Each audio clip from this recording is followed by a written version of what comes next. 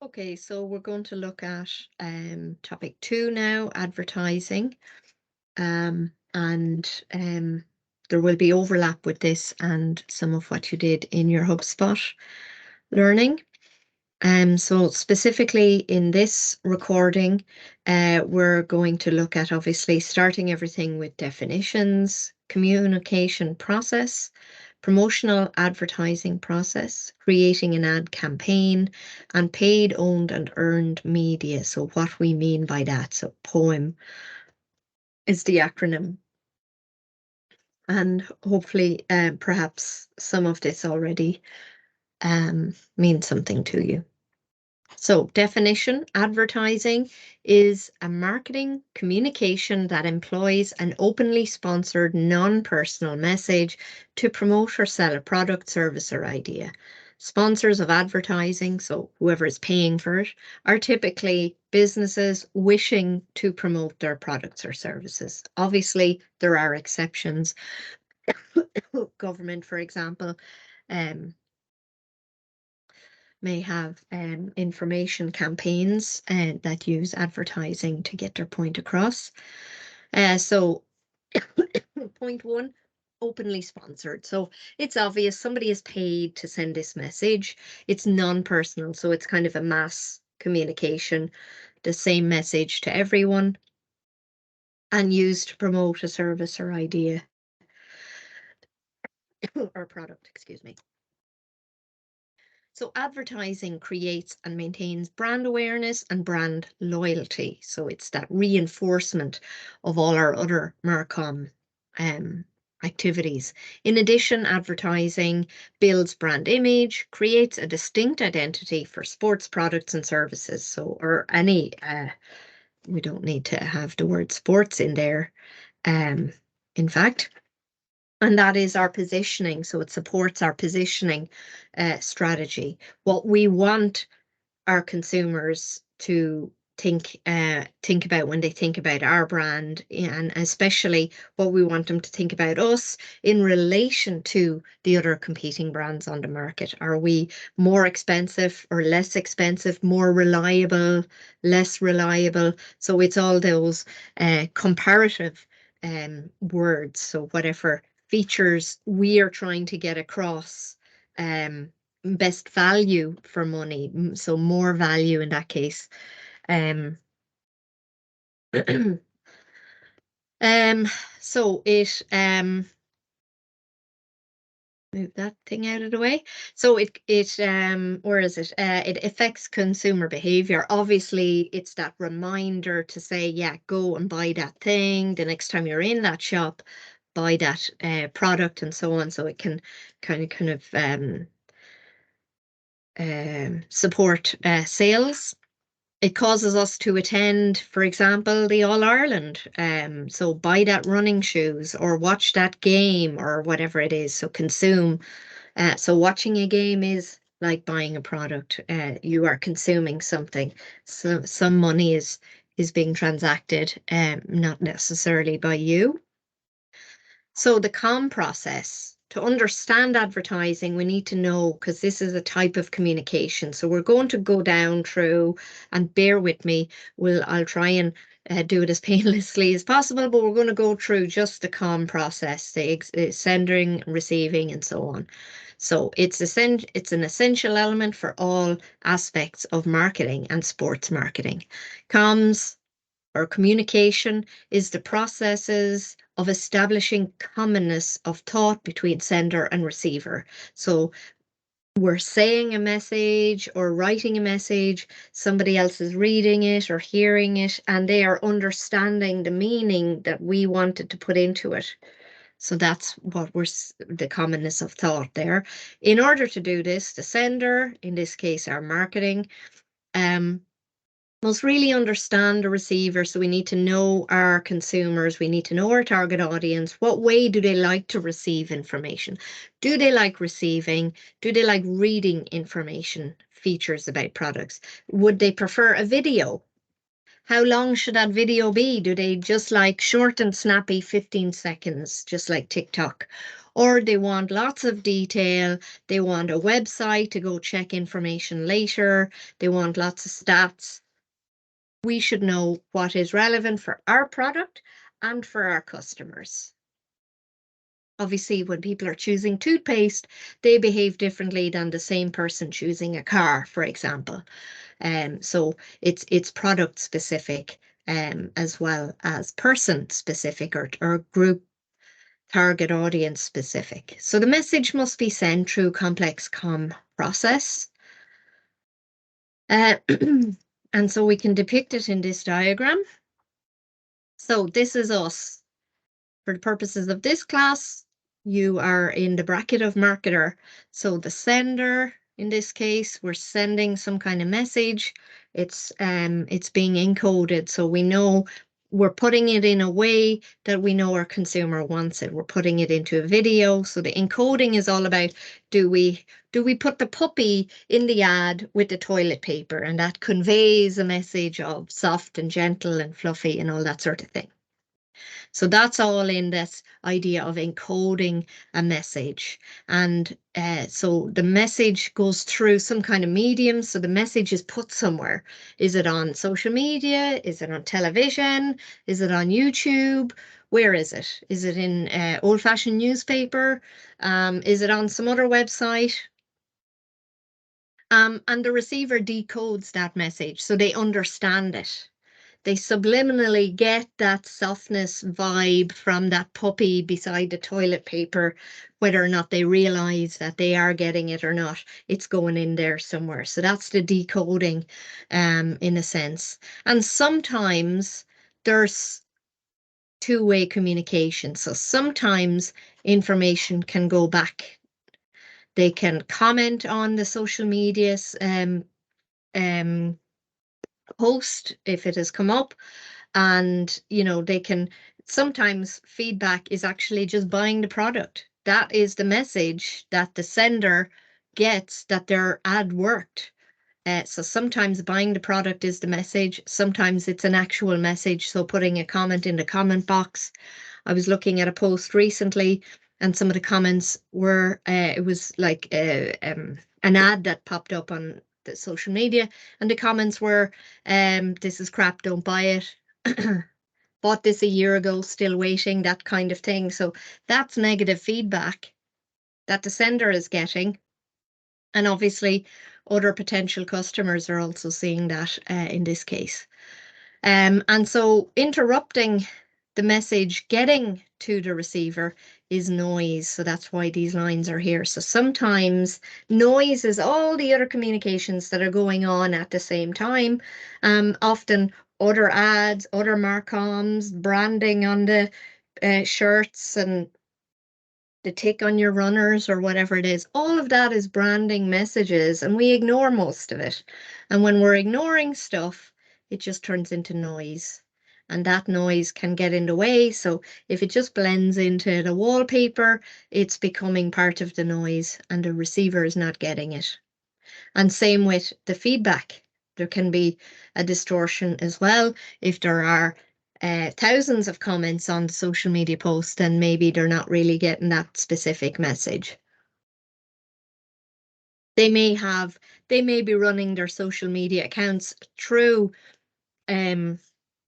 a service. There's lots of services out there, Hootsuite and things like that, where the that service, you can schedule when the posts go out, so you can plan them all for the week and just plug them into this service, and then they will spread them out and send them at the times that it's planned and so on. So you don't have to remember, oh, I must do something next Wednesday and then again on Friday. You can put them all in at the same time and have them go out over whatever you have planned.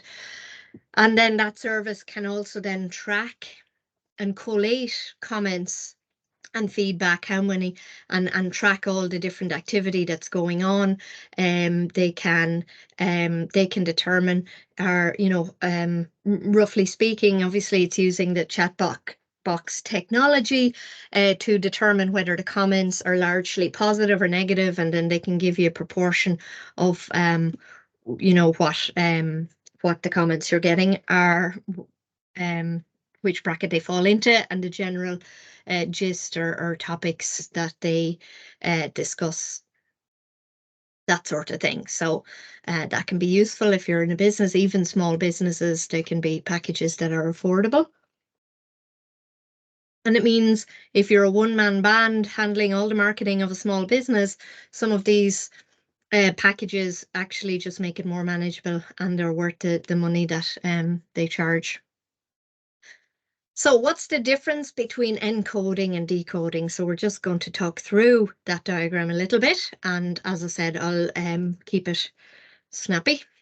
In basic terms, humans communicate through a process of encoding and decoding. So the encoder is the person who develops and sends the message, and obviously decoding is then turning that communication into thought. So that is in other words, understanding the message. This process takes place informally between family and friends. We know the people we normally talk to speak English, so we speak English. Some people who are bilingual can switch to other languages when they know the other person speaks that other language, and they can switch. But it's more about just the overall language. Sometimes perhaps you speak differently to your parents than you do with your friends. You're using different slang terms and different style of communication and so on. Sarcastic humor with some people and not with others. Children often don't get sarcasm, so you wouldn't tend to use as much sarcasm trying to communicate with small children. So how is the message transmitted? And so again, this is decided through knowing our customer and having all that data of where they spend their time online or offline, and where would be the best place for that. So through one of the IMC tools, so as you know, IMC is Integrated Marcom. Traditionally, they were advertising, sponsorship, sales promotion, PR, and personal selling, and now digital is included in all of those elements to some degree. So we have social media, which straddles advertising and PR, email, could be categorized as PR, or sometimes people talk about it separately, display ads, and paid search and SEO. So those things sometimes are grouped into advertising and PR and so on. And sometimes they're listed separately. So we have DM, digital marketing, as a separate category sometimes, depending on the textbook you're reading or the publication and so on. So it's a matter of understanding in context. When DM isn't listed separately, it's included in the others. So whilst there's more types of media involved, the more effective it is, it's also more complex. So the different messages must be kind of aligned into one general vibe. And that's why positioning is important. Positioning really crystallizes your idea of what is that central vibe that you want to put out about our brand. What do we want our customers to come away thinking about us in relation to everyone else? And everything then should reinforce that. And all the ads and all the marcoms should be in agreement with that vibe that we're trying to put out there. So what's that central thread through all the marcoms that we're trying to achieve? So using STP, as you should remember from last semester, the process correctly allows us to increase the chances of a message getting into the person, the groups that we want it to be noticed by.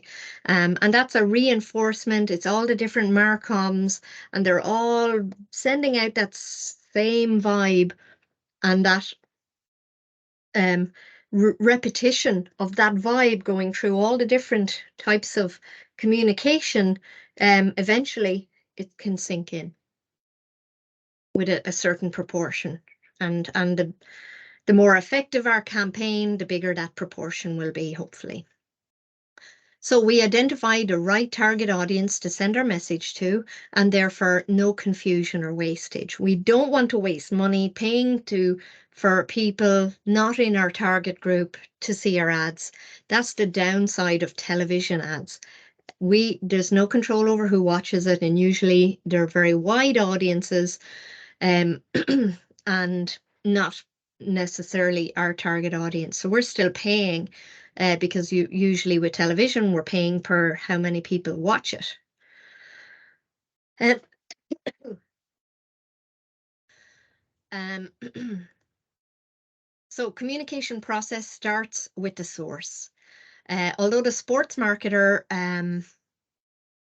initiates, sorry, that's initiates the process or messaging, they don't deliver the message. So the delivery is through who, if it's a video ad, who is the actor or the person in the ad saying the words, if there's somebody saying the words, and so on. So it's not usually somebody from the marketing department.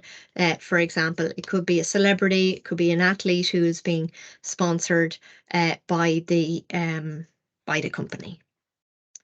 So the marketer uses celebrity in that case to inspire trust and gain credibility. So they're trading on the good name of that celebrity or athlete, and hoping that some of that positivity that people have towards that person will rub off on the brand.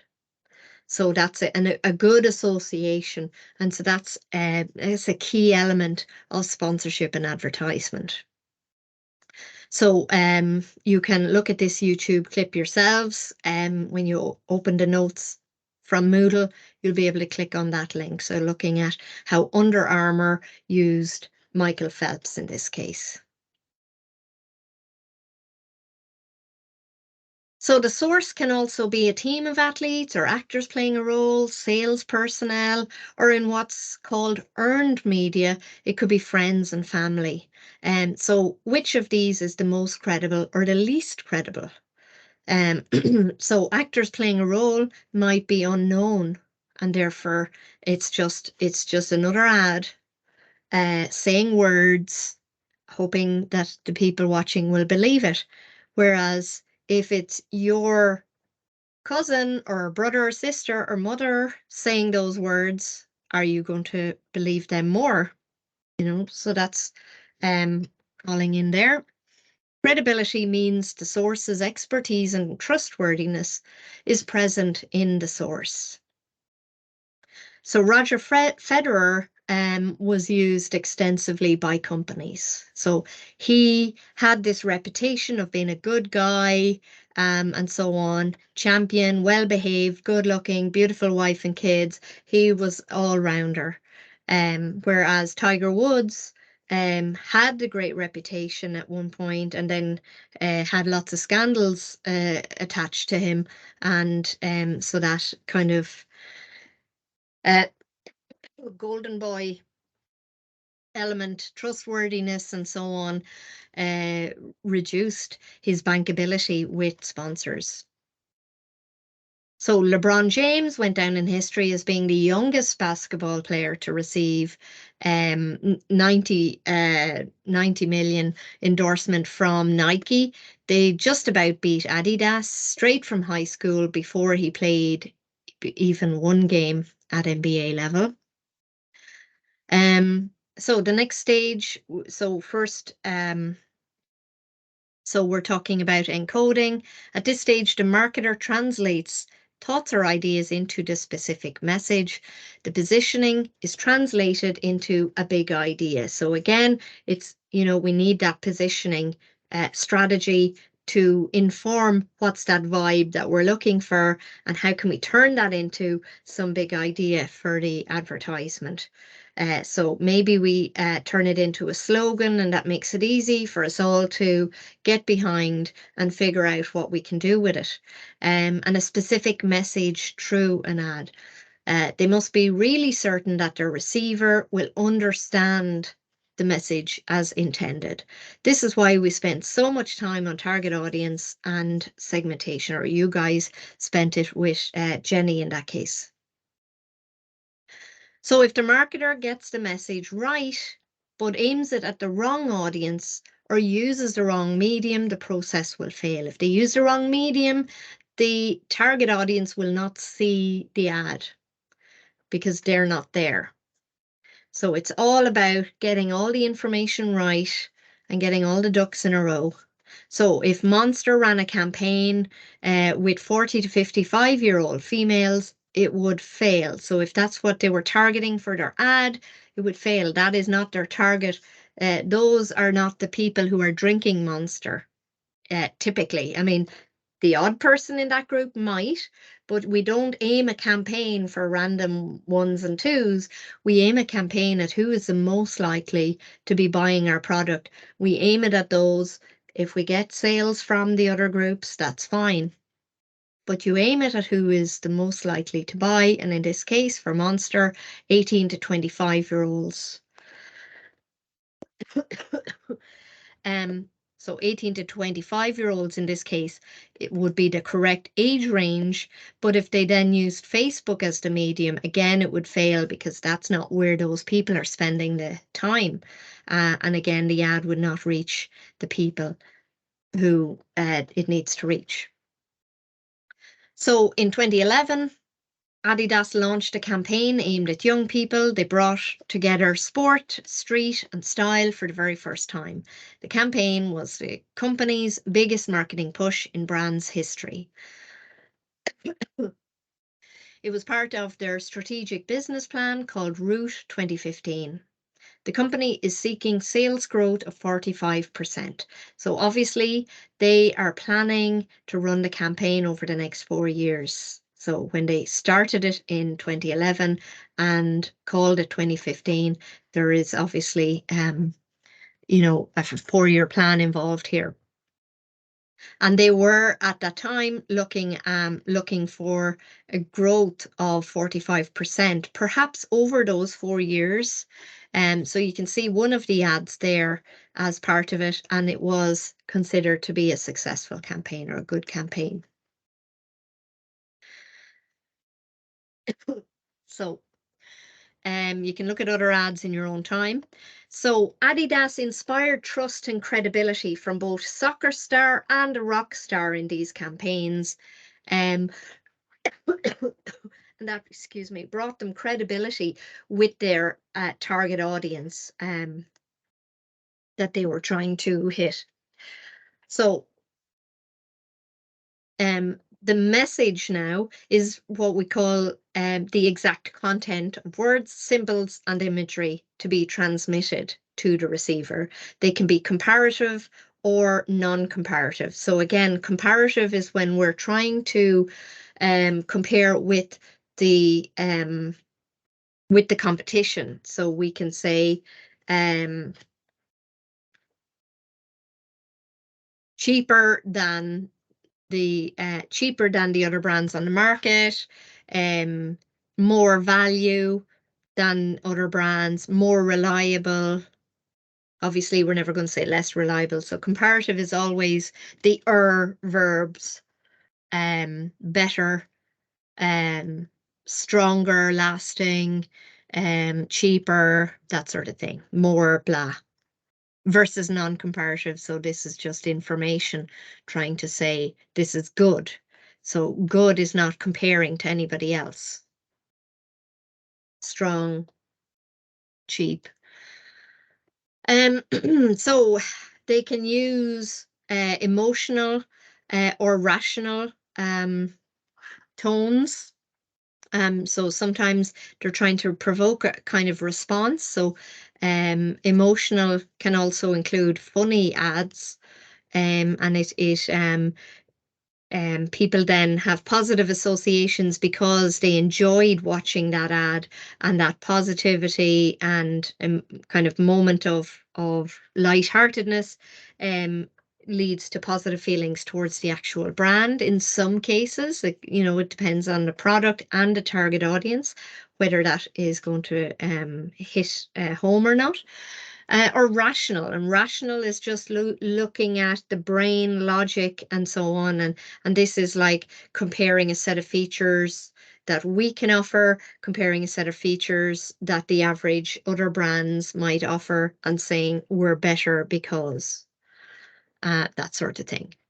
So Guinness, an example here of an emotional ad that you can look at in your own time. So you can open up your own notes and check that out. And, we do use examples of alcoholic brands and so on. From time to time, we are not promoting drink. We're just looking at the marketing, and they have some really good marketing campaigns, and that's purely it. So I don't have any association with any of these. Similarly, gambling. um, Paddy Power has some great examples of various types of campaigns, and they do very effective humor ads and so on. Ambush marketing is something Paddy Power was very good at. So, once again, the message will only be effective if it's consistent across all media. This is why positioning is so important. So, that same vibe has to be consistent, none of it in conflict with the overall message. So, it's aimed at the right target market, obviously, get your segmentation right. Um, so once again, the right medium or media. So medium is singular, media is plural. It could be traditional, so advertising in the old-fashioned ways, newspaper, radio, billboards, transport, and so on. All still around, obviously, and can be used from time to time. Or digital, and they can work well together. Reinforcing each other's messages. So social media, email marketing, display, SEO, or paid search, and we'll explain those later in this topic. So within social media, you must pick the right platform, so the right social media network in this case. So aiming, so there's no point in if you're marketing a kid's product, children's toy or something, if you're using LinkedIn, because obviously kids aren't on LinkedIn. So LinkedIn would be appropriate for looking at corporate boxes in Croke Park because it is a business platform. It's a professional networking website. Incidentally, you guys should all be on LinkedIn and start building your profile now while you have kind of the time, and it's much harder to start doing it in fourth year when you're up to your eyes trying to get assignments and get the best grades that you possibly can to get your degree. If you already have been working on your LinkedIn and playing around with it, you might have it ready to go when the time comes, because employers will be looking at it. And if you're building your network, so for example, connect with me. I share an awful lot of job postings. It's pretty much the main thing that I share on LinkedIn, and so it's worth connecting. So the choice of medium is based on what kind of objectives you have. So for instance, to increase our social media following with 18 to 22-year-olds. So Instagram would be something you might choose. Again, it follows from your research. So you get a statistic to say, well, what are those age groups using? Not just if I am in that age group, as most of you are, it's not just based on your personal knowledge. You need to back it up with a statistic. Find a, a reference that says this bracket spends most of the time on X, Y, or Z, or name what the three top social media networks are and how close they are in usage and so on. Also consider costs. So obviously, old-fashioned TV advertising is the highest cost pretty much. The amount of, so the Super Bowl ads, they are the most expensive ads in the world. So the amount of control you want. So high control with television, very low control on social media. So, and by control, it's once we put a post out there, people can comment. We've no control over what they might say or whether or not they will share it. And something will only go viral, if that's what we're aiming for, if they share it. So we can't control that. We can pay extra, and then it's in the realm of advertising. We can pay extra for X, Y, or Z cohorts of people. Everybody, in this bracket that likes X, Y, or Z. You can be very specific with social media. But if we're paying for it, then we have control, and therefore it's advertising. If we're not paying for it and we relinquish that control to say, well, we put it out there and we hope that people will share and comment positively and so on, we're not controlling who sees it. We're hoping it gets shared and goes and spreads outward, beyond the maybe 1,000 people that we have, or 100 sometimes followers that we might have on our business page. If it goes viral, it's not because we paid for it. It's in the realm of PR in that case. And the flexibility. So do we want flexibility to be able to adapt it or change it? Do we want flexibility to be able to just design something today and have it put out tomorrow? You cannot do that with television. You have to be planning months and months in advance, probably years, between casting, coming up with the idea, casting for actors, getting directors and all the film production people involved to actually make it and edit it, and then put it out and plan the programs that it can be advertised in. So that can be a very long lead time there. So that can have an impact.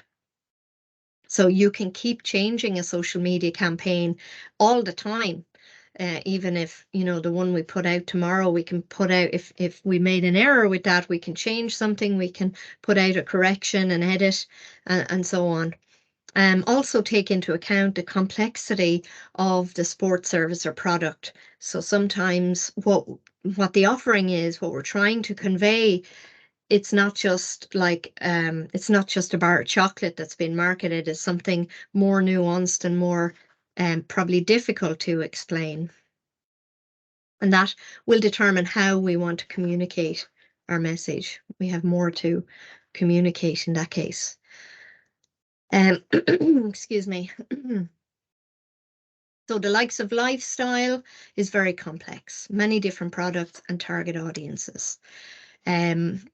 So once we've sent the message, now the receiver has to understand it. They have to decode it. So the medium carried the message to the receiver, where it is now decoded. So it also needs to be interpreted, and it can be done in a wrong way. Maybe if you're using the symbolism like an Andrex puppy, but in the country that's played, maybe that has other meanings and other symbolic meanings, as something dirty or unclean. For example, if we think we're using a cute pig in a campaign instead of a puppy, and we go to somewhere where they consider pigs to be disgusting and, for example, Judaism and Islam think that pigs are dirty, they're not allowed to eat pork, and so on. And so they will not look at a pig, no matter how pretty and clean and, it has bows on or whatever, they will never look at it in a positive way, en masse. So the goal is to create a common link between the sender and receiver. So again, it comes down to understanding the target audience and making sure we know that they will understand it. Once again, if you position your product carefully and correctly in the beginning and aim it at the right target audience, you have a far greater chance of being understood. Remember, each individual has different characteristics, personalities, and backgrounds, and that's going to be at play in how they interpret the message. So that's why we use a set of customer personas before we start the comm process. So customer personas allow us to imagine the average person in that target group. And if we have a few different personas, it helps us just get inside their mind and psych them out and understand if they will understand what we're doing. So it's a tool for us, nothing else. So here's an example. We sometimes give them a face, just random picture from the internet usually. So using the persona, it allows us to gain a better understanding of our target audience and increases the chances of finding the right message for the right person. The more complex the message, the more likely it is to confuse. So obviously something complicated, not everybody will understand it. When advising marketing clients, we always say, keep it simple, simple, simple, simple.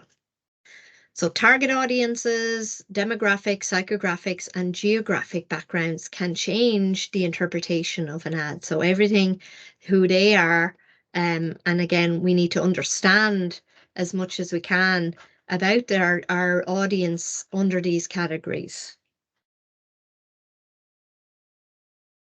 And so once they have gotten the message, are they going to send some feedback?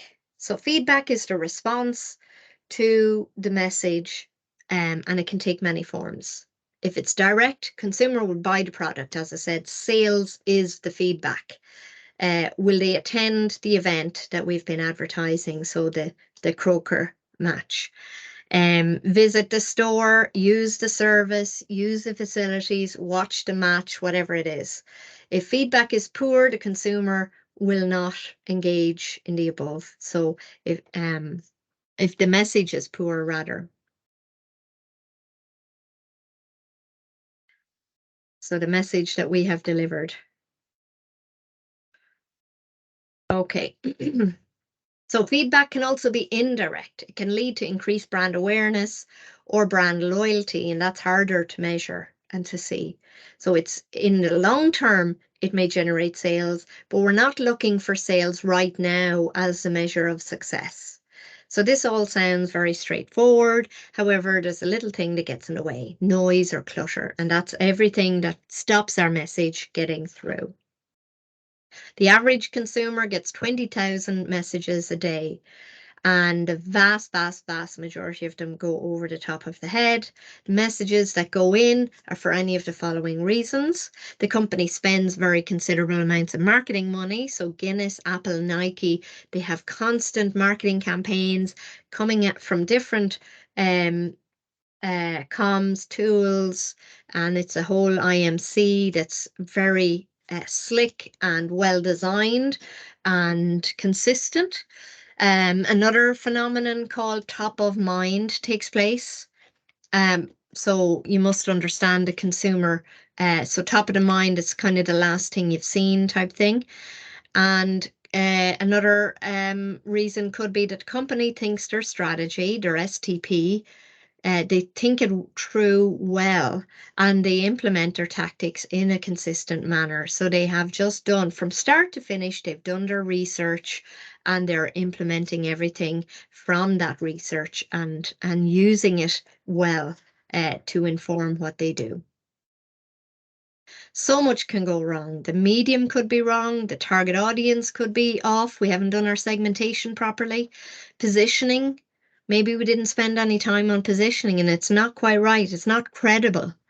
So we might be, for example, if we're a car manufacturer, and we have come up with a positioning strategy to try and get out the idea that our product for this category of car, let's say it's a family SUV, is the most reliable on the road. But maybe that doesn't have any credibility. It's not based in fact. And it could be that our brand actually has more garage visits in the first 5 years than the equivalent cars in that bracket.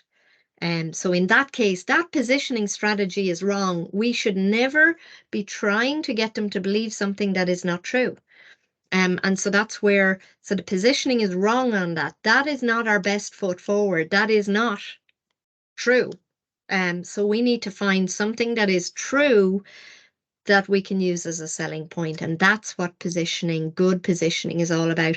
And then we try and communicate that to people, because something could be true, but nobody knows about it. And that's, what the advertising is all about. It's letting them know, did you know, blah, blah, blah.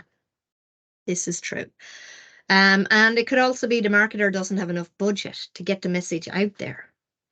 So in that case, there's not enough messages, they're in the wrong place, they're aimed at the wrong people, or it's the wrong overall message going out there that's not actually believed by the target audience. So as marketers now, as you are marketers now, you understand the COM process. You're now ready to create an advertising or promotional plan. And a promotional plan takes into account all the elements of an IMC. So we could say IMC plan instead. If it's just an advertising plan, it's just focusing on advertising. If it's an IMC, then it's taking other things into account that will cooperate and support the advertising element, but have other elements included. So sticking with advertising to start with, and we'll later look at the other elements of IMC. So what is promotional or advertising planning? So it's all about identifying target market considerations, setting advertising, objectives first, SMART objectives, determining the budget, and developing the promotional mix. So last semester you looked at STP, and they were part of the strategic planning process. This always takes place before an ad campaign can be put in place. At this stage, the marketer has identified the target audience. So in your CA, you have to first decide who is the group of people we need to communicate to. Who is this target audience? Who are the most likely to want this product, that this product or service satisfies their needs and wants. We are not in the business of trying to flog some crap to people who don't want it. There are, if we have a good product, and we should be always working on a product we believe in, or get a new job, put your CV together. If this is a decent product that does satisfy needs and wants of a particular cohort, we just have to figure out who is that cohort. If it's a product that already exists, then we're looking for who is the best group of people that this product satisfies their needs and wants, and that's who we communicate to. So at this stage, that's the target. Then the advertising plan should reflect this. So it should be based and aimed at these people. So if lifestyle or advertising to young people, they may look at sporting events on television, and that's pretty much all that they would focus on, the traditional television. But mainly they'd be looking at digital streaming and Instagram, Snapchat, TikTok. In marketing, there are many key audiences. Whilst consumer is the obvious one. So our target market is one audience. Other audiences sometimes are at play, other stakeholders, as we call them. A crucial type of player that you will not be aware of is trade. So who, maybe if we're selling an actual product, a physical product, we may not be selling directly to our customers. We could, to some degree, but we might have a very limited distribution in that case. We might also want to get retailers and in some cases wholesalers involved as well. And so therefore, sometimes, we have to factor them into our communications strategies as well. So Nike running shoes, for example, a large part of sales of runners is going to be through retailers. So you must get your product listed. So that means get it on the shelf in the key places. And this can be a very difficult task, because you have to convince them to take something else off the shelf that they know will sell and put your thing there that they don't know will sell. And that it can be, sometimes you have to pay for that shelf space in some supermarkets with other products. So getting into the trade is called a push strategy. You push it in, you push the product down the channel. And we'll look at that more when we talk about distribution towards the end of the topic. But essentially, we're trying to convince wholesalers and then retailers to take the product, and it pushes the product down the chain of distribution. And finally, the retailers will push it to the consumers. If they have a load of stock of this particular product, they're going to devote more shelf space to it. They may, if we've given them discounts to get the ball rolling and to get on the shelf, excuse me, they might pass on some of that discount to the buyers. Excuse me.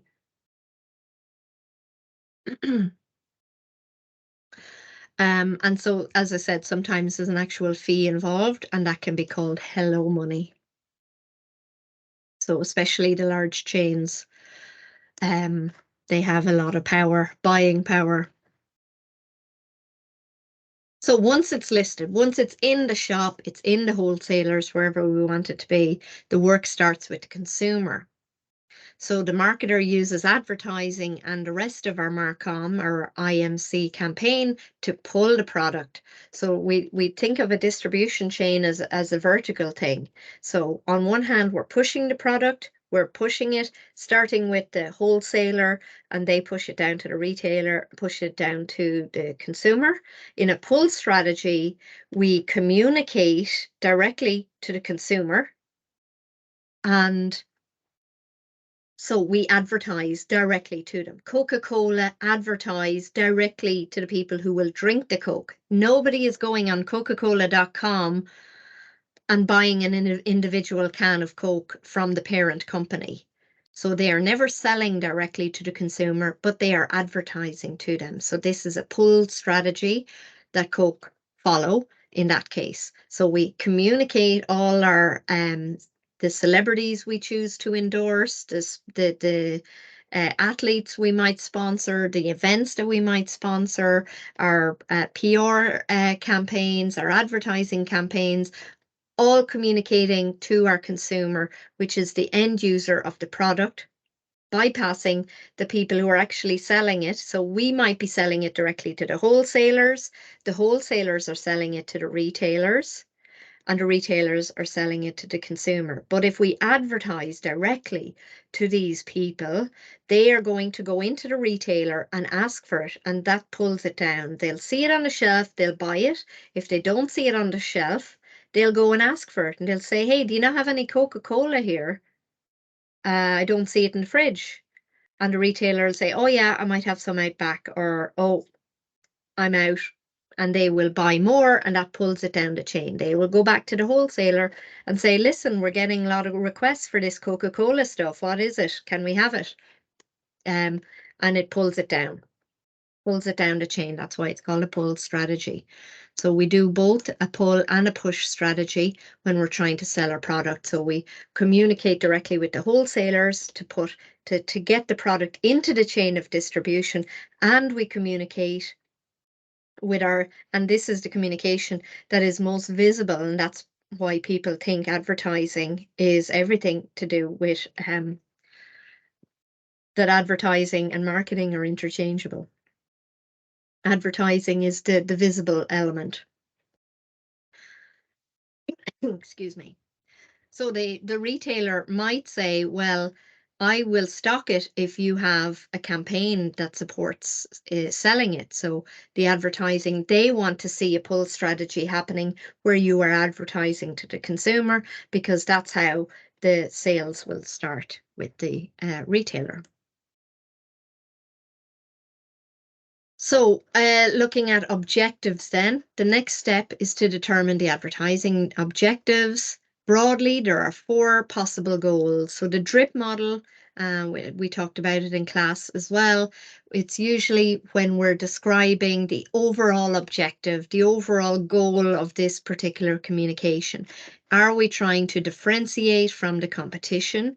Are we just trying to remind them? Again, Coca-Cola, everybody knows what it tastes like. Everybody knows where to buy it, roughly speaking, how much it is and everything about it. So it's reminder advertising that they're trying to do. They're not trying to inform us. So if it's a product that nobody has ever heard of, a new product on the market, they would start with an inform element, and their smart objectives would come out of this inform idea, brand awareness, letting people know it exists, letting people know what it does, how to buy it, how to all that. So this is usually at the beginning of a product life cycle. And then finally, persuade. So this is only usually, ads are only classified into the P of drip when they are aggressively or actively trying to persuade you to do something. So some of those ads where it's, it's really sort of urgently getting you to buy now. If you order by midnight tonight, you'll get not just this, but you'll get X, Y, and Z bonus, blah, blah, blah, or this deal will expire, blah, blah, blah, or sale now on. And it's really, it's kind of pushy, it's aggressive selling. And it falls into that category, the kind of TV shopping channel kind of ads that you may have come across from time to time. Um,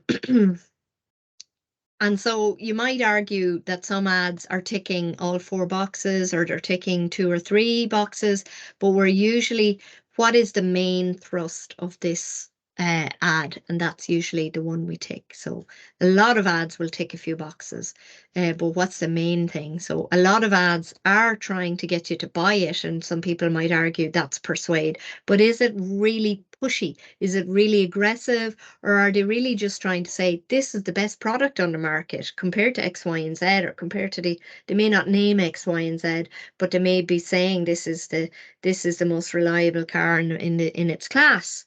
This has the highest sales in its class in the last 3 years running. They're really trying to differentiate in that case. That sort of thing. So it all depends on where it is in the product life cycle, and that has a large part of it. So we are trying to move our consumer from a state of unawareness where they have never heard of this product, don't know anything about it, to then awareness, knowledge, liking, preference, conviction, and action. So we've looked at that in the first few classes of the semester. And each stage and each arrow involves a different type of marketing campaign. And so sometimes across maybe a 3-month campaign or 6, 9, 12-month campaign, it could be doing different elements to push them along different parts of this chain. So for Decathlon, the target audience is 18 to 25-year-old students. First step is unawareness. What are they doing? They're running TV ads, so that also includes, in their case, YouTube. They do sports programs, or as a local brand, they could have done social media campaign within a 3-mile radius of the store. Is any of their target market in a 3-mile radius? It's not really. I mean, it's on the M50, so you have to go through all of the different options and see what's right for us right now. What we did the last time we ran a campaign may not be right for now. So it's about trying new things as well. So the target audience is now aware of the brand, and the next step is to move towards knowledge. So what do we do? Once the target audience has knowledge of the brand, they need to develop a liking. And they then visit the store and other sports shops. So we presume that they're visiting other shops and can compare. How do they gain the preference for Decathlon? So they are comparing Decathlon, liking liking has nothing to do with anyone else. They can like us and like everyone else at the same time. Preference is when that like is compared on a level with other. Preference is like more than the others, basically. So it's to do with the comparison between how they feel about us versus how they feel about the other sports shops that can sell similar types of stuff. And so we need to move them along there. And it's sometimes we can learn lessons from other industries, what they do, other campaigns that were focusing on the same type of people, but not necessarily sports products and so on. And so this is part of what we do in our environmental scanning. We look around to see, once we know our customers, we should see what works with them, no matter what the product is.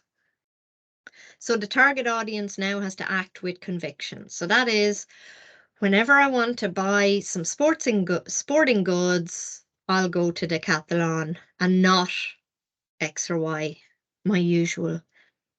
Finally, the target audience must take action. So in future, when they need a new pair of runners or they need a new riding jacket or whatever it is, they will go to Decathlon instead of where they would have previously bought that product.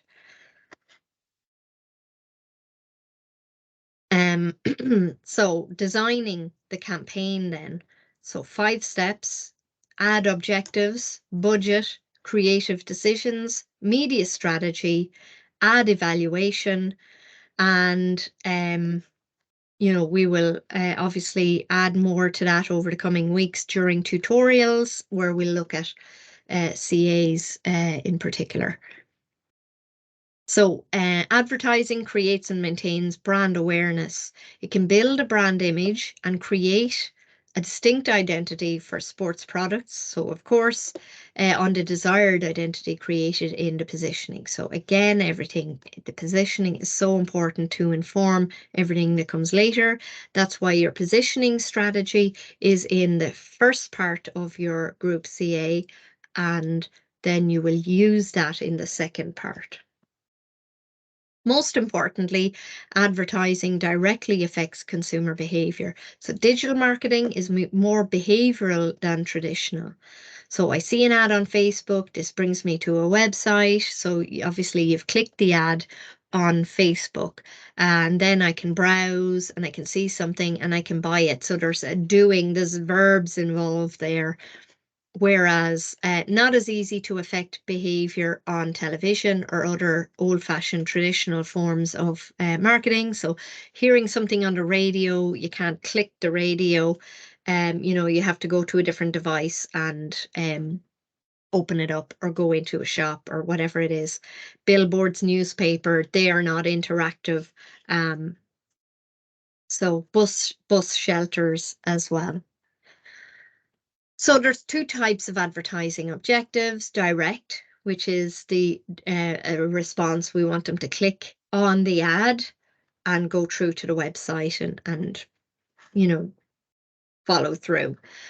The consumer can purchase tickets for a game, buy the runners, book a lesson, so on. Indirect then are pre-behavioral, establishing patterns before action. So increasing awareness, enhancing an image.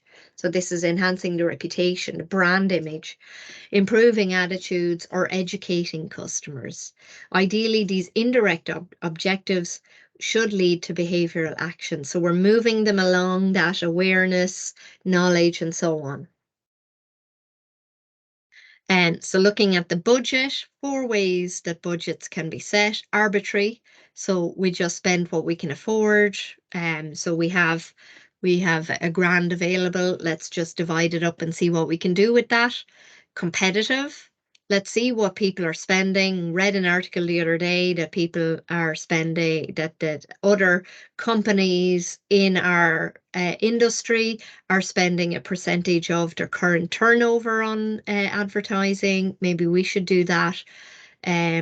and yeah, percentage of sales. So it could be because you've just decided that, or you're being competitive, or objective task. So we want to see what we're trying to achieve, and then we work out how much we need to spend in order to achieve that. In reality, it's a combination. It's about looking at everything and then having a fully informed decision. With a startup, it tends to be literally just what we can afford because there is no extra money in the kitty and everything is quite tight. With a developed brand, it could be competitive, percentage of sales, and objectives and tasks. So we can kind of take into account all of them and sort of somewhere in the middle then they pick a number. Oh, excuse me.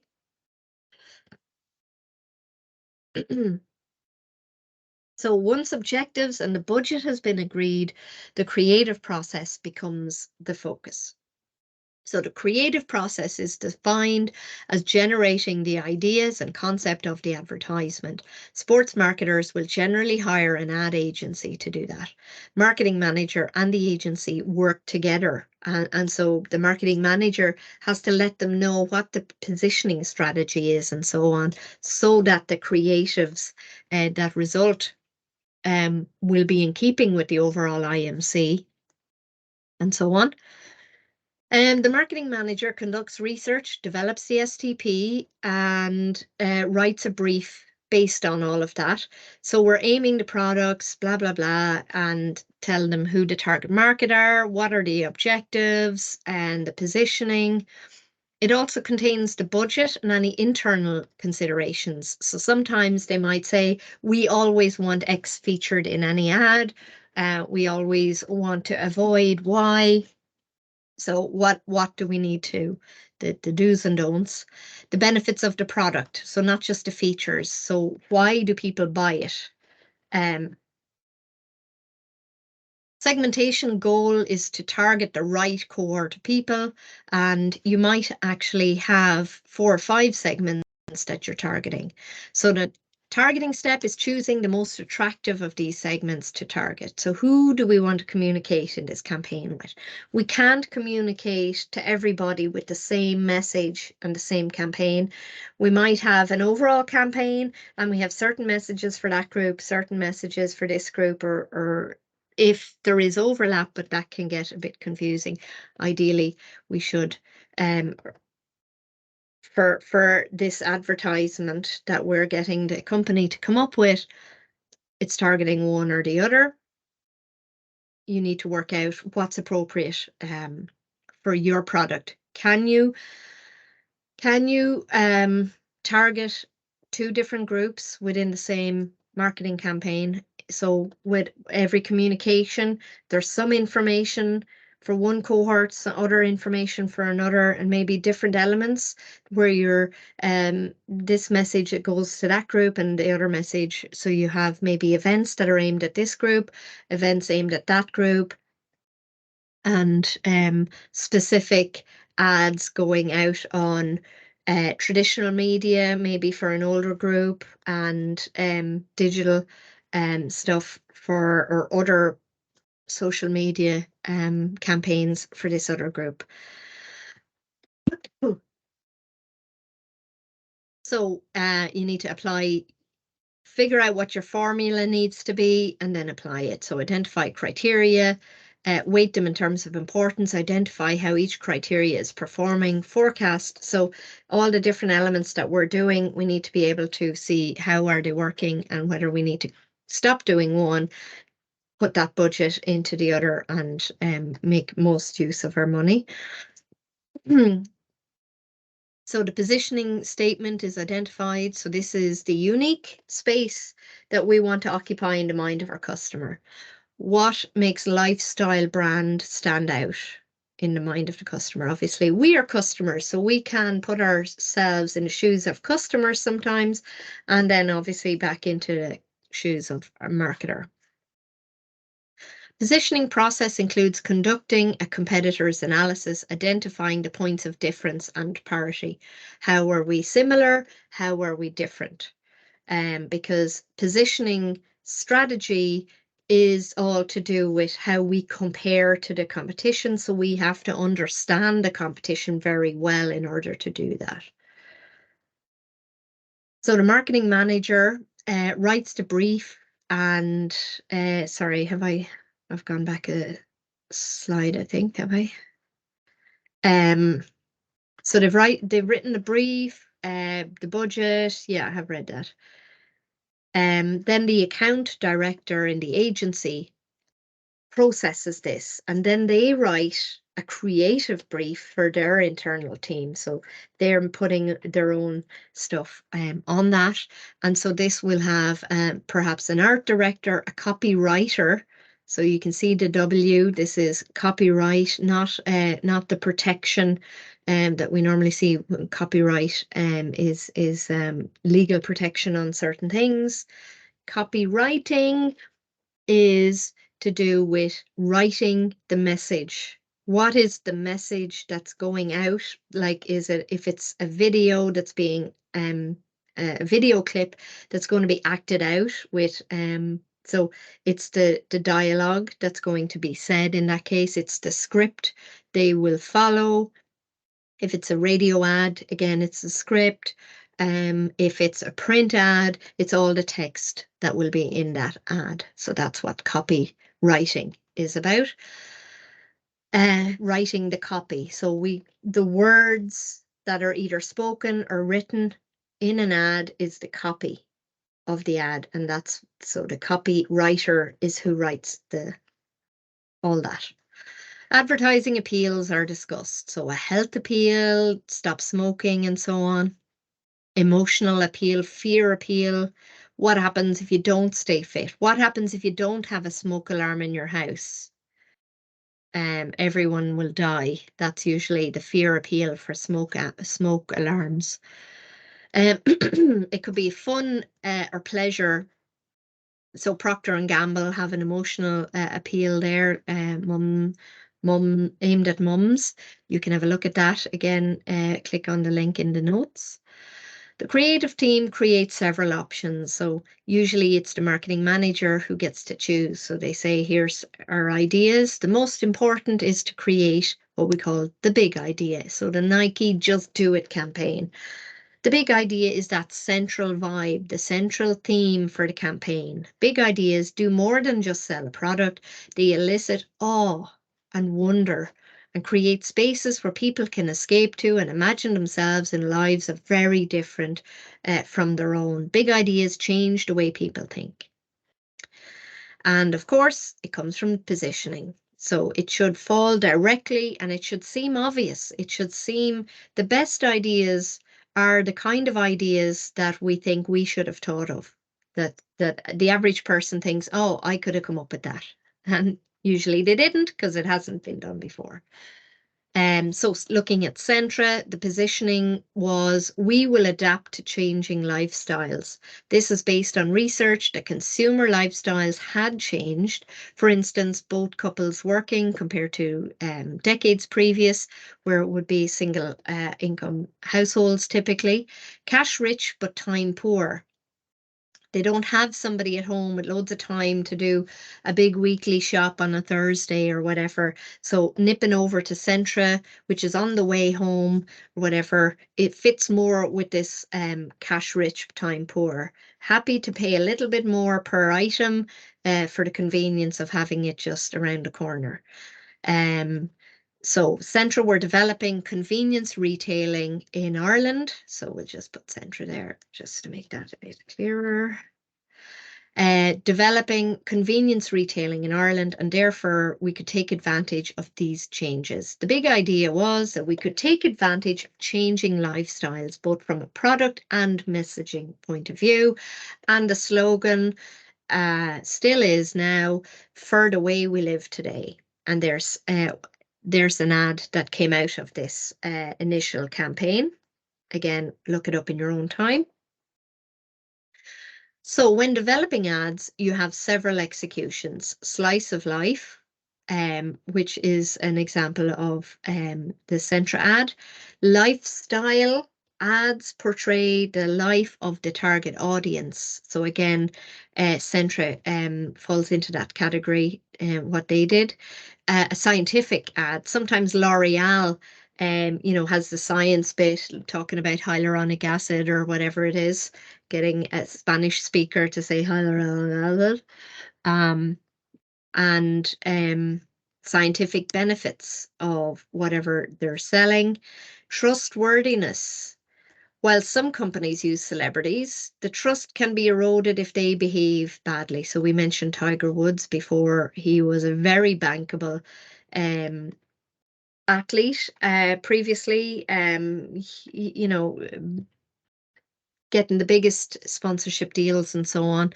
And then, it all came crashing down in his scandal. Now he's back to being bankable again, but I don't think he's ever going to hit the same highs because he's lost that trustworthiness element. I'm not sure what he's getting these days, to be honest. So feel free to contradict me. He may have come back. Testimonial. So an endorsement by an athlete. And so obviously if this is something relevant for them to be endorsing, so a track and field athlete, with runners, that kind of thing. Credibility and expertise are important. So both the athlete and what they do, their achievements to date, and so on. So again, you've got a Nike ad there that you can look at in your own time. So bear with me, we're near the end of this, so just stay with me for another few minutes and we'll be done. So the media strategy. Once the creative work is completed, a decision needs to be made as to what media will be used, and within each medium, what ads will be booked. So a whole plan needs to be in there. So the medium is the element in the comms process by which it's transmitted. So it's TikTok, it's Facebook, it's a billboard, whatever. Traditional includes radio, television, out of home or outdoor. So OOH, out of home, sometimes called just outdoor advertising. So billboards would fall into that category. The sides of buses, bus shelters, things like that. All those are out of home. Newspaper, other print. And digital then includes social media, YouTube, display, email, and paid searches and so on. Now, obviously, just like when we were talking about social media, it some of these straddle traditional and digital. So newspapers have more readers online than in buying the actual newspaper, the paper version of the newspaper. And this is where display ads would come into play on newspapers. So there are overlap, but when we're talking about one in a particular context, it should be obvious that which it is. So the target segment will dictate the medium chosen. Their habits and preferences must be known. We have to do that research in the start. We gather before any campaign. We start with understanding our customer. So we're constantly updating what we know about our customer because things change. The popular social media changes. TikTok is more popular now than Snapchat and so on. And so depending on the advertising appeal that's used, certain media are used. For instance, television is great for emotional advertising. So we usually talk about television. We often include YouTube, for instance, when we're talking about television, even though they are both in different categories essentially, but they're both video ads usually. So again, you can see a Guinness ad there as an example. So profiles of major media types. So newspapers, advantages, flexibility, timelines. We can decide in a matter of days to get something into a newspaper. Short lifespan. So even if we're using the digital version of the newspaper, it's if we're paying to advertise, it's being updated on a daily basis or a weekly basis if it's a weekly newspaper, and so on. And so there's a small pass along audience. So the physical newspaper, the pass along audience is how many individual people will read that one paper, that one newspaper. So if your dad buys or mom buys the paper and leaves it in the house, how many different people will pay it? Will they bring it into work where more people will read it? Well, if it's a daily newspaper, there's not that much opportunity. About 10 years ago, there used to be free newspapers called the Herald in town, and they had a statistics that 11 on average, every single paper was read by about 11 people. Because it was free, people used to, they would get one, they would read it, then they would leave it on the bus, somebody else would read it, and it would be left around and constantly changing hands and people reading it, and it went out of business. But that's the pass along audience in that case. Television, mass market, and so on, high costs on the other side. Long lead times would be in there as well. Direct mail, this would include email. High audience selectivity, we can decide exactly who is on that mailing list. But there can be a relatively high cost per exposure, particularly the postal mail, the stamps, there's actual delivering, sorting, bringing them to the post office or having them collected and then having them sent around and printed and all that sort of, hands having to be involved. Even with the email list, it's obviously cheaper, but there's maintaining lists and so on involved there. Radio, good for local stuff, blah, blah, blah. You can read through, pause the video and read through these in your own time. Um,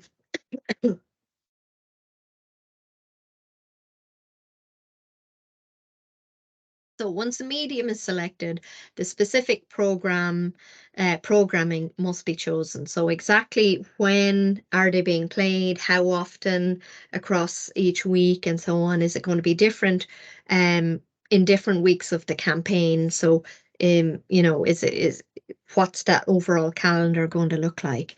What channels, if TV is being used or YouTube, what specific channels, what specific programs are the ads going to be displayed on? What social media platforms? What profiling? Because you have to tick a load of different checkboxes to say who are you choosing to be exposed. On radio, similar questions as to TV channel, days, times, all that sort of thing. And where for outdoor advertising, specific billboards, advertising in nightclubs on the back doors. You see sometimes when you go into the loo, on the inside of the door in the loo, sometimes you see ads. So that's not necessarily outdoor, but it would be actually classed in there, even though it's in technically indoors. It's that type of advertising. So the buses, on the outside of buses, on the inside of buses, and so on as well, because it's a display, a physical type of display advertising, and then newspaper and so on. So two metrics are looked at. Reach. So that's who do we want to see this ad or be exposed to it, and the frequency. How often do we want those people to see it? Is it something that it's a very simple message, it's a very short message, but they need to see it like a dozen times before it actually starts to register? And maybe, or how many times on average per week do they need to see it to build up that? A lot of FMCGs, they require a lot of frequency because they don't want to read a load of features. They're not looking up technical details when they're choosing a new toothpaste, but customers tend to buy based on familiarity. They go in to the supermarket, they scan the shelves to see what do I need right now, and they see stuff they recognize, and that's what they throw in the basket. So recognition and the familiarity is from seeing it lots of times. So lots of ads over lots of different times, different circumstances sometimes, so different through different media. So they've seen stuff on the side of buses, they've seen it on YouTube, they've seen it pop up on their social media, and then subliminally they have like this kind of association that they know it's familiar to them, and therefore they will be more likely to throw it in the basket compared to an unknown brand that they don't feel that familiarity towards. Now, finally, moving on to the final aspect of this topic. So POEM, hopefully you remember. So So P is for paid. Paid media refers mostly to the traditional advertising. So we're paying for that ad to be displayed somewhere. TV, radio, if we're paying for the post on social media, it's in this class of advertisements. So direct marketing, personal selling, promotion, sponsorship, all the stuff we're paying out money for is this paid section. So some ads online. So if you look up a random website, there could be a banner going across the bottom or across the top or down along the sides, little ads dotted down the sides, and they are often paid per click. And that's how they're paid for. So PPC, pay per click. So and display advertising, social media. So I don't know why that is there. It's confusing. So what are the advantages of paid and what are the disadvantages? So again, it's similar to the overall advantages and disadvantages of advertising. It's whether or not we can control it. If we pay more, we can control more. If we pay less, we can control less, and so on. So high levels of control when we're paying for it, high levels of reach. We can determine exactly who we are paying to see it, and we can have our messages in audio and visual. So in other words, video ads perhaps. Disadvantages, it's a push strategy, high wastage, so we're paying for it, even though there are other people watching it that are not in our target market, so we're paying for those too. It's expensive as a result of that waste, and declining viewers, listeners, and readers on the traditional types of radio and TV and so on. And because there's so many other ads there, it's cluttered. Sorry, have I skipped one? Okay, so so when we're looking at the same paid, but looking at social media, so we were looking at TV as an example before, but for social media, it's relatively cheap compared to TV. And it's cheap because we can be more targeted. We can pay for only those people we want to see it, and we're not there for then paying for all these extra people who we don't necessarily want. It's not that we don't want them to see it, but there's no benefit to us for them, people not in our target audience, to see it, and therefore there's no point in paying for that waste.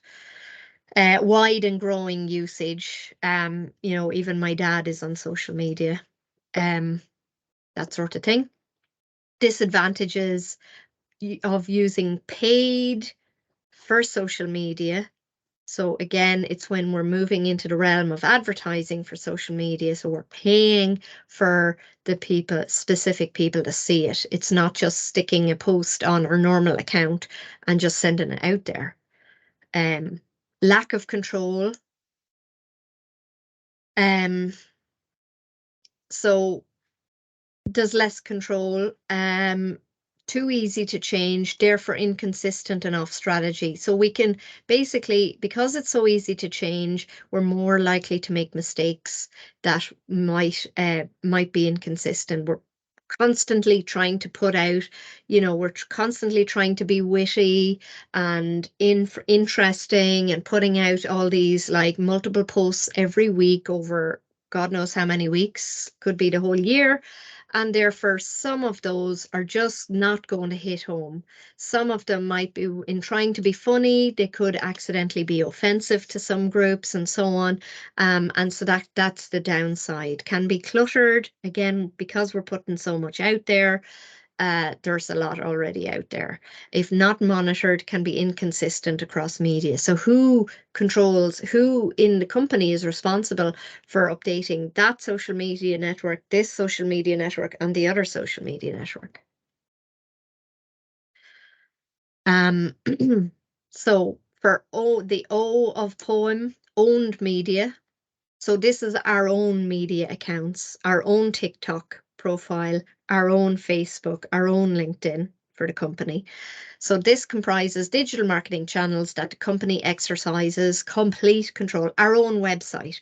We decide what goes on that website. We can take stuff on, we can redesign it, we can, do whatever we want with it. We own it, it's ours. Our social media profile, we put it up there. We design the posts, we put them out there.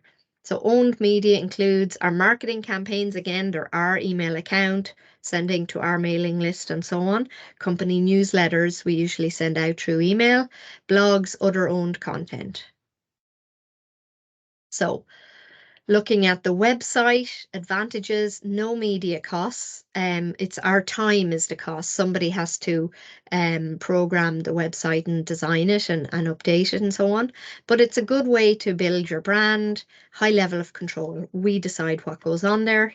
Disadvantage, it needs constant updating. So our time is the disadvantage, or we have to pay somebody who can do it.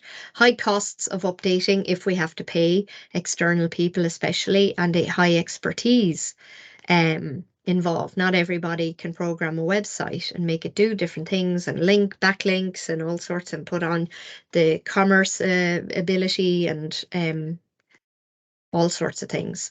Now, moving on, so we've done P, O, and now we're on the E of poem, earned media. So if owned media sites are your destination, then earned media is the vehicle that helps get people there. Earned media traditionally was verbal word of mouth, but with the internet, it's taken on a whole new meaning. So online earned is the online word of mouth. And can include mentions, shares, likes, reviews, reposts, retweets, or backlinks from a third-party site. So some other site that maybe does reviews has put a link to our website on their website. That's a backlink. So we can't control if they want to put that on or not. I mean, we might try and encourage it. We might go to some companies and say, listen, if you put a link to if we're making slitters, for example, and we have our own website for that, we might go to a maker of Hurleys and say, listen, if you put a link to our slitters on your website, we'll put a link to your Hurleys on ours. We're not in competition with each other. And usually people who buy Hurleys would also want slitters. So it could be for both sides, it could be seen as something advantageous to the customer, makes things handier for them. Here's where you can buy the other things that you probably want. But we've no control over whether or not they say yes to that. And so, it's earned. We're trying to convince them to do it. Online word of mouth. So it's all the stuff that other people do, whether or not our post goes viral, that's earned. If it goes viral because everybody's sharing it and so on, that is um, um, then that is it's earned media. We can pay for 1 million people to see our YouTube clip. That's not something we're earning then. We're paying for that. That's paid. And, it hasn't necessarily gone viral, even though it has 1 million views. Whereas something we've just put out on TikTok and we've got 100 followers for our local gym, but our particular ad gets 1 million views, that's viral. And that's earned in that case. So this can lead to strong organic rankings in search engine if we're doing well on earned. So the stuff we put out, it gets received well. And we don't have a lot of control over that. So if you get the first page rankings through earned media, your owned media will perform better.